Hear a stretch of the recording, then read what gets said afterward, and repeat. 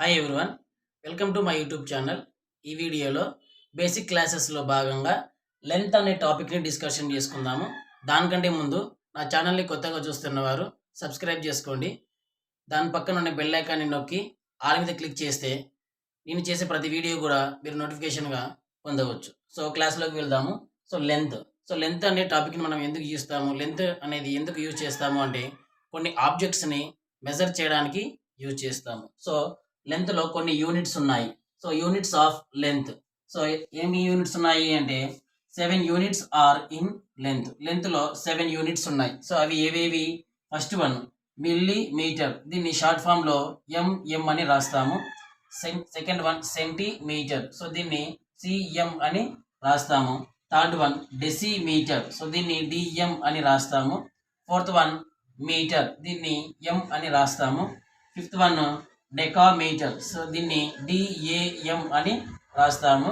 Sixth one hectometre, దీన్ని HM అని రాస్తాము.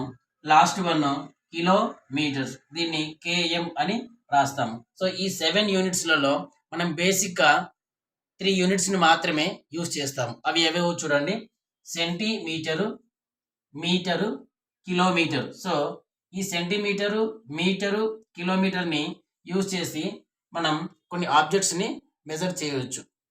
సో లెంత్లో కొన్ని పాయింట్స్ ఉన్నాయి చూడండి. So the standard unit of length is metre. So లెంత్లో స్టాండర్డ్ యూనిట్ ఏది అంటే metre.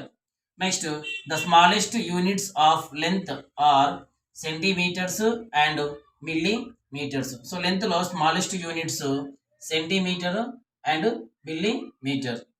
The greatest units of length is kilometre. So లెంత్లో గ్రేటెస్ట్ యూనిట్ ఏది? కిలోమీటర్. సో ఇప్పుడు కన్వర్షన్ ఆఫ్ లెంత్. సో లెంత్లో కన్వర్షన్స్ ఏ విధంగా చేయాలనో చూడండి. So first one, to convert metres into centimetres. So metres నుంచి సెంటీమీటర్స్లోకి కన్వర్ట్ చేయాలి అంటే మల్టిప్లై బై 100. సో 100 తోటి మల్టిప్లై చేయాలి. సో ఇక్కడ చూడండి, 1 metre is equals to 100 centimetres. So ఇక్కడ ఎగ్జాంపుల్ ఉంది. 1 metre is equals to 100 centimetres అయితే 3 metres is equals to 300 centimetres అవుతుంది. So 16 metres is equals to 1600 centimetres అవుతుంది, లేదా 1600 సెంటీమీటర్స్ అవుతుంది. సో సెకండ్ పాయింట్ చూడండి, to convert kilometres into metres. So kilometres నుంచి మీటర్స్లోకి కన్వర్ట్ చేయాలి అంటే మల్టిప్లై బై 1000. సో 1000 తోటి మల్టిప్లై చేయాలి. అప్పుడు 1 kilometre is equals to 1000 metres అవుతుంది. So 1 kilometre is equals to 1000 metres అయితే 5 kilometres is equals to 5000 metres. So 13 kilometres is equals to 13000 metres. So ఇప్పుడు ఈ టాపిక్ మీద కొన్ని ప్రాబ్లమ్స్ని చూద్దాము. So first problem, convert 8 metres into centimetres. So 8 మీటర్స్ని సెంటీమీటర్స్లోకి రాయాలి. సో ఇందాకనే చెప్పుకున్నాము, 1 metre is equals to 100 centimetres. So 8 metres is equals to, so 8ని 100 తోటి మల్టిప్లై చేయాలి. సో 8 ఇంటూ 100, సో అది సెంటీమీటర్లోకి కన్వర్ట్ అయిపోతుంది. 8 ఇంటూ 100 800 సెంటీమీటర్స్ అవుతుంది.